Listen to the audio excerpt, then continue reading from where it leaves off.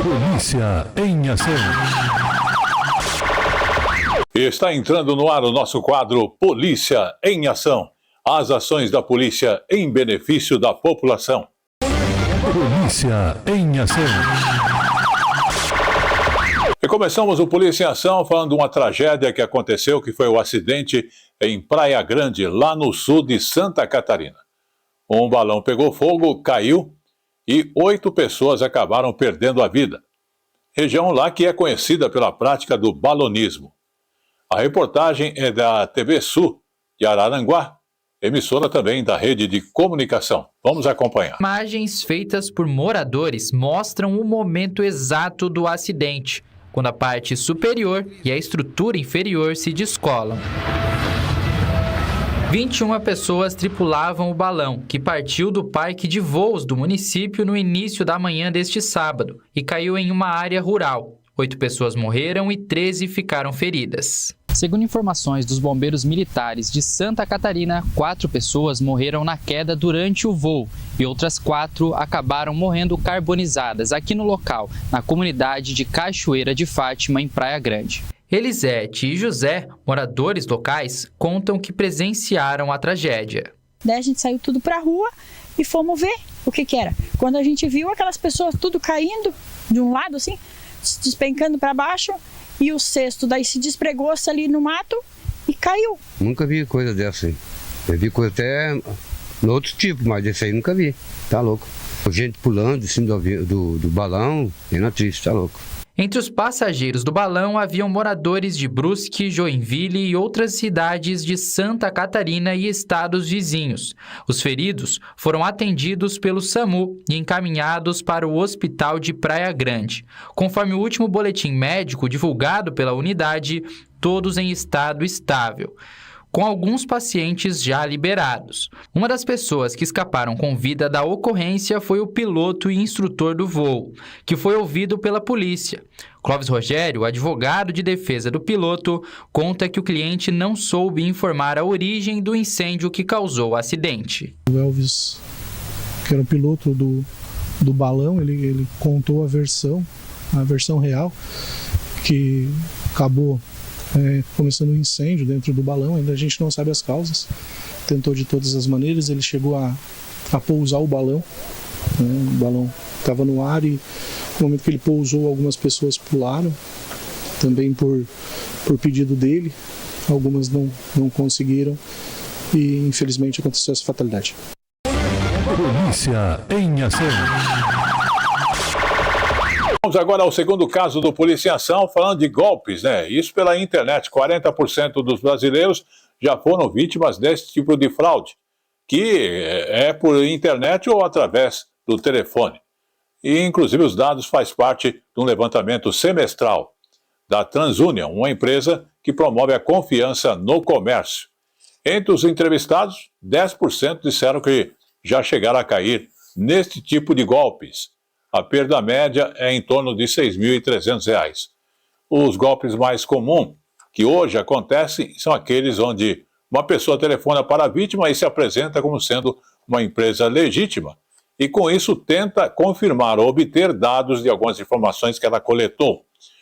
E é importante sabermos que o Brasil tem a 6ª maior taxa de tentativas de fraude, e inclusive entre 20 países que são analisados. Se você quiser saber mais detalhes, você procura as informações no site agenciabrasilebc.com.br. Parte de um levantamento semestral da TransUnion, empresa que promove a confiança no comércio. Entre os entrevistados, 10% disseram que chegaram a cair nos golpes. A perda média entre as vítimas é de R$ 6.300. Os golpes mais comuns atualmente são aqueles onde uma pessoa telefona para a vítima e se apresenta como sendo de uma empresa legítima e tenta obter dados pessoais. O Brasil tem a 6ª maior taxa de tentativas de fraudes entre 20 países analisados. Quer saber mais? Os detalhes estão em agenciabrasil.ebc.com.br. Polícia em ação. E vamos ao caso seguinte do Polícia em Ação. Falando de acidentes de motocicletas, o número de mortes de motociclistas subiu cerca de 18% no mês de maio no estado de São Paulo, em comparado com maio do ano passado. Foi o grupo que teve o maior aumento de mortes nesse período e que está no centro da discussão sobre o transporte dos chamados mototaxistas. O número divulgado pelo Detran de São Paulo também coincide com o início da operação de serviços de mototáxi na capital paulista. Vamos observar. Foram registradas 272 mortes de motociclistas no mês passado no estado de São Paulo. Cerca de 46% de todas as vítimas de trânsito no território paulista. Também morreram 151 pedestres, aumento de cerca de 12% em comparação com maio do ano passado. Em seguida, vem ocupantes de automóveis e ciclistas, que tiveram registro de queda no mês. No acumulado do ano, praticamente todos os grupos tiveram queda ou estabilidade nas mortes no trânsito, exceto motociclistas. Foram 1.092 mortes, aumento de 5,3% em comparação com janeiro a maio do ano passado. Em nota, o Detran de São Paulo afirma que os dados abrangem as competências de diversos órgãos nos níveis federal, estadual e municipal e que vem intensificando as ações de conscientização e fiscalização. O número de operações em conjunto com a Polícia Militar aumentou mais de 60% de janeiro a maio deste ano, em comparação com o mesmo período do ano passado. Afirma ainda que tem priorizado os públicos mais vulneráveis, como motociclistas, nas ações educativas desde o ano passado. Polícia em ação. E vamos agora ao último fato do Polícia em Ação. Queremos agradecer ao Daniel Jornalismo, que nos forneceu em primeira mão esse material, inclusive com uma entrevista especial explicando as ações através aí do comandante que esteve presente nesta reportagem, que faz parte do GAT. Então, o que aconteceu? Houve uma invasão de domicílio por um indivíduo que manteve uma família e um jovem também, refém, ocorrência recebida através, inclusive, do 190, que iniciou-se pelo atendimento da Polícia Militar, que pegou o indivíduo em flagrante, porém ele fez refém e precisou chamar-se o GAT para a negociação que levou aproximadamente 2 horas. No final de 2 horas, o rapaz foi preso e a família foi liberada, mas vamos acompanhar no depoimento aqui feito pelo comandante do GAT. Chegou o 90, verificaram alguém subindo, invadindo uma casa, veio uma viatura do policiamento local até a casa para verificar o chamado. Daí encontrou a casa invadida, lá, a hora que a viatura chegou, esse criminoso se assustou, pegou uma vítima, refém, se trancou e os outros 2 que estavam dentro do ambiente conseguiram ser retirados pela viatura. No momento, 3 vítimas. Eram os pais, mais uma criança, um adolescente, né?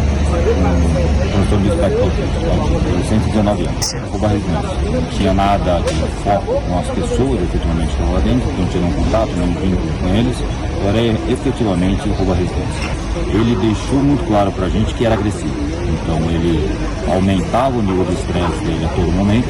Então, mesmo a gente conversando, ele tentava aumentar o nível de tom de voz. E na conversa justamente com as vítimas no começo, houve a agressão ao pai e à mãe.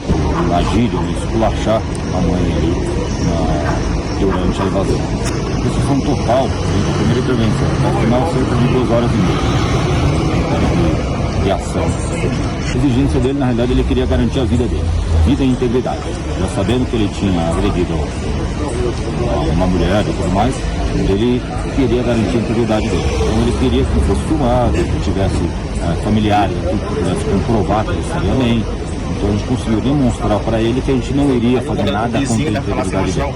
Aí, no final a gente até utilizou o irmão dele, mas todo o trabalho anterior já seria suficiente.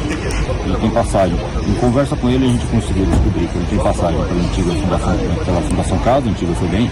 Ele não especificou exatamente o que era, furto, receptação. Depois ele tem passagem, sim, já na vida adulta, por receptação e roubo. Já nessa vida de crime, de roubo, efetivamente. E só que ele estava com um alvará de solteiro. Aparentemente, o que se pode observar é que era um criminoso quanto mais, que ele já estava acostumado com esse tipo de ação. Então ele tentou novamente mais uma ação dessa. Quando a gente trabalha com equipe de gasto, nós trabalhamos com todas as opções. Então, nós temos uma negociação que a gente vai tentar trabalhar de uma forma mais pacífica, porém nós também temos um sniper e nós temos uma equipe de intervenção. Inclusive, a gente estava na equipe de intervenção trabalhando com um tom de ataque, um tom de intervenção nosso, o Coyote. Nessa área a gente iria fazer uma invasão, ou tiro de mantimento, tiro de sniper, ou uma invasão retirando os obstáculos, retirando as barricadas e fazendo o acesso até ele. E daí sim poderia utilizar, dependeria da situação, ou uma técnica não letal, o uso de um taser, por exemplo, ou então, efetivamente, um tiro real para incapacitação. Então, a autoridade de plantão que vai verificar exatamente os crimes, mas muito provavelmente vai entrar em alguma coisa de cárcere privado e agressão. Quando todo mundo está bem, a gente está numa fase que a gente chama de acolhimento. Polícia em ação. E com esta última informação, o quadro Polícia em Ação desta semana vai ficando por aqui, agradecendo a sua audiência, também ao Daniel Jornalismo a sua colaboração e às outras entidades que nos fornecem o material para que possamos apresentar o Polícia em Ação. Até lá. Polícia em ação.